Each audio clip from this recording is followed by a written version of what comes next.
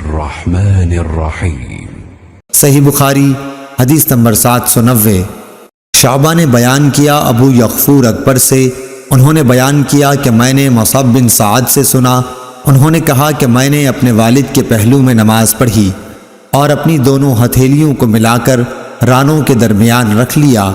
इस पर मेरे बाप ने मुझे टोका और फरमाया कि हम भी पहले इसी तरह करते थे, लेकिन बाद में इससे रोक दिए गए और हुक्म हुआ कि हम अपने हाथों को घुटनों पर रखें।